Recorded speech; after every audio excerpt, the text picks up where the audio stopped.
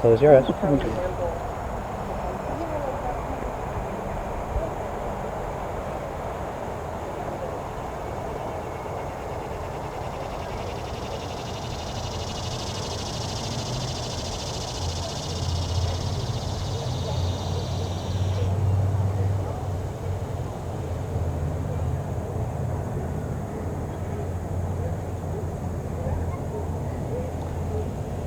When I came to the United States, my idea was to become an artist and to be just glued to a table, just drawing my ideas and my thoughts and whatever came to my head. And nobody would hire me because I was just a beginner. And the only people that gave me a job or made it possible for me to be an artist were all these women magazines that because I was good at drawing the figure, the human body. And other people, they just didn't want it, but they bought it. And they gave me all kinds of jobs, and I had more work than it. So then I found out that everybody has a hypocritical idea. In private, they praise me for doing all these exotic women and erotic things. They have nothing to do. It's just a naked person, but how they look at it. And then everybody was against me for it. Everybody. And in private, they praise me, and in public, they just call me every name that they could think of. And including pervert, but not limited to it. And then I found a gallery because I have already, we had to move from uptown where we were living, and in SoHo we went to see a place that we only cost $400. This time was a bargain. And I had an opportunity to have my own gallery and to have a show whenever I wanted to and to do whatever I had to do, and I didn't have to please a clientele or any gallery owner to give me every 2 years a show or whatever, and I had to do it like this, and I have to, And since I depend on inspiration in order to create, I couldn't just do one thing. Every time that I saw something bad happening or something that bothered me, I would just do these paintings and stuff like that, and then I would present them. And I thought that the world of art was interested in people with talent, because I might say that I am the best artist and you might have opinions about it, but you cannot have any opinions until you have seen what I can do. See? Because in those days you depended on art critics to see your work and then say that you were the best thing ever since Picasso or Leonardo da Vinci and all these things. And then everybody would go to whatever it is. It doesn't matter what you did, And then there was some kind of a discrepancy in my mind, because, I think like, wow, I can do this. So I went to every gallery in the area, and I would try to show them my work. But they said to me, send us 5 slides or 6 slides, and then a self-addressed envelope. And I was like, but I live next door. Why do I have to go to this? And then I just couldn't understand it, And I got to be known by every art dealer and every critic and everything. But I couldn't get him to come to my gallery to see it. So I decided if the mountain doesn't come to Mohammed goes to the mountain. So I decided to tell the owner of a central building right on the corner of Broome Street and West Broadway, which was like the center of it. And I painted, I am the best artist, Like one day they woke up and it said, I am the best artist.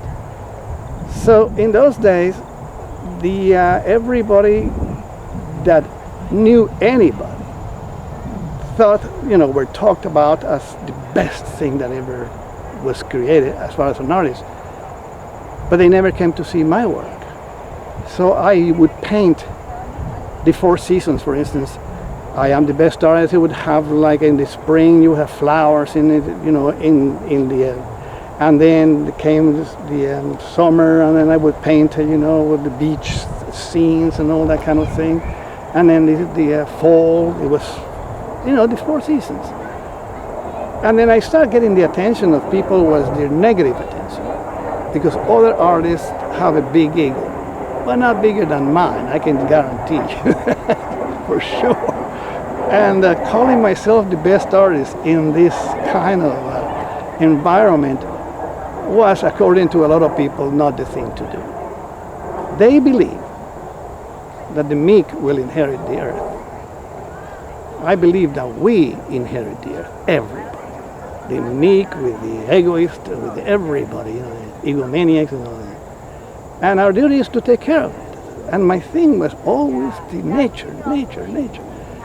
And are you an egoist? Oh, yes. Oh, no, egoist. No. I share things. Egoist, I think that is means that when you have 6 pieces of bread and you eat them all, you don't give anything to anybody else. I like to share. So that's what it means in Spanish. But I say egotist. Egotist is a person who thinks that they are, like, the best and things. Is that you? Yeah, but it has a philosophical explanation, such as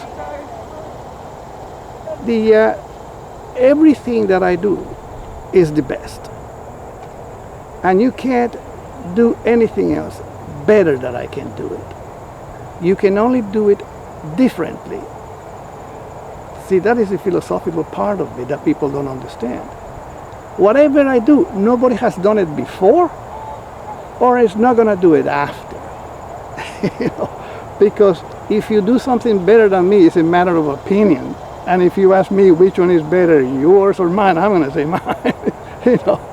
Especially when I am the kind of artist that I depend on inspiration and meditation and thinking things over.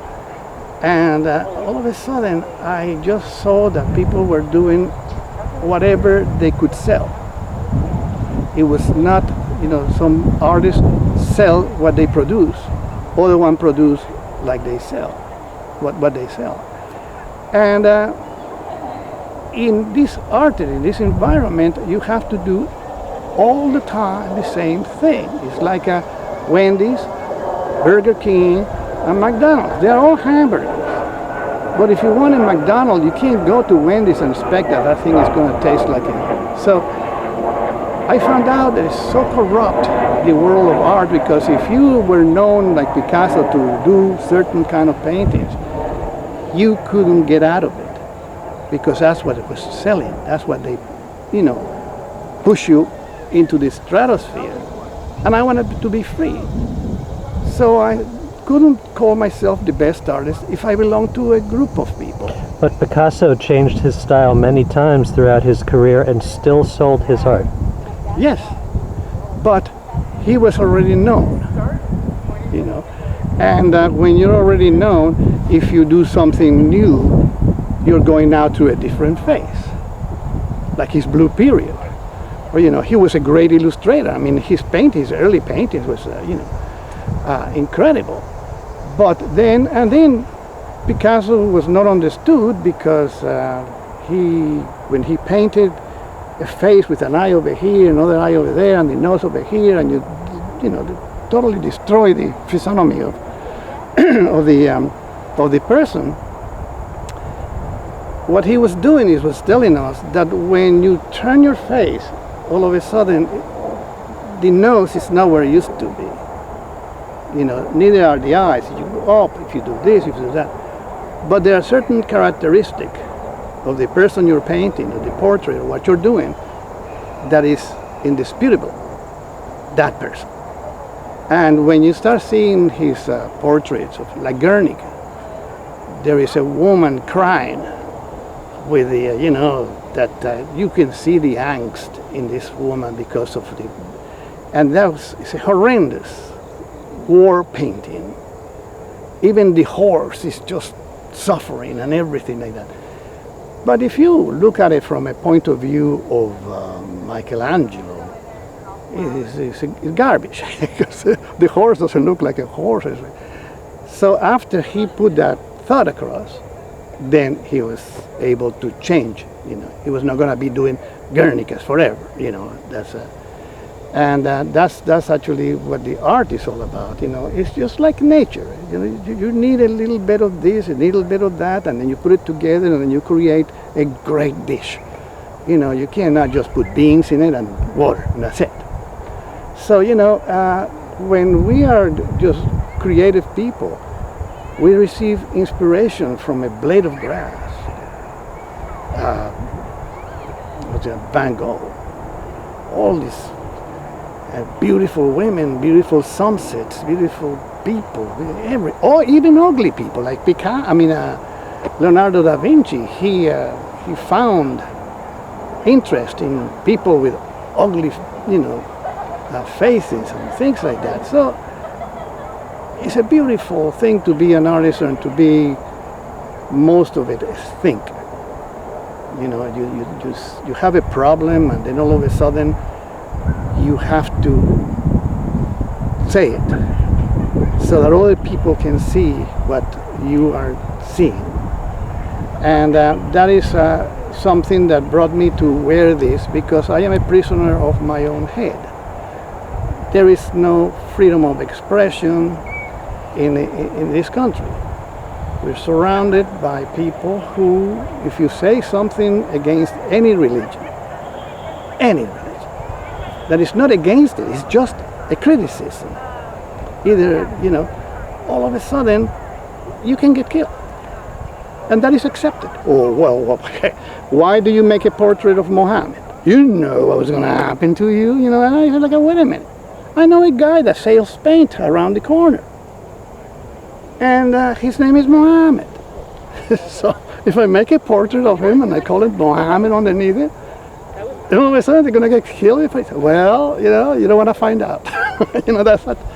And I just found myself, the country, as my father had told me, that is the land of the free and home of the brave, is controlled to the core with religious belief. And every president said, God bless America, and God bless you, and God bless America. So that means that he believes that God will believe it. Tell that to the people in the Bahamas right now. Where is he?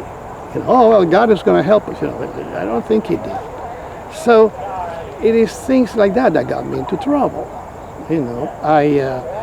My mother was a Jehovah's Witness, and she didn't believe in what I was doing because it was sacrilegic. I was painting these nude women in these positions that a decent person shouldn't do.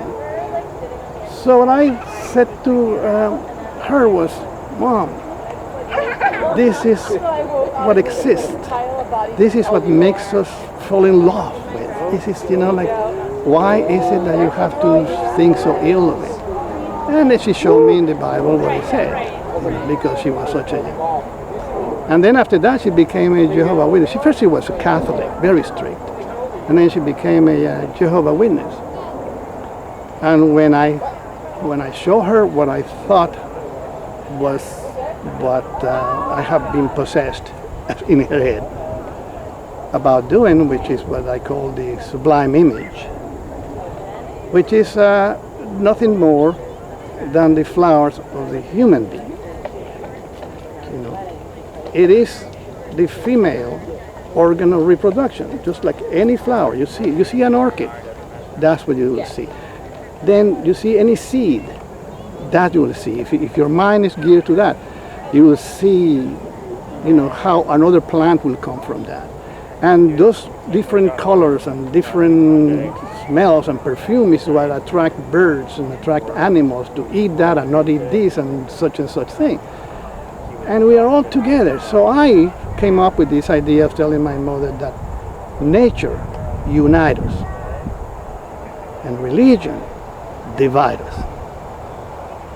You put a grand wizard of the Ku Klux Klan in Africa someplace where there's nothing but black people around it, and I guarantee you that in 9 months you will find some mulattoes around.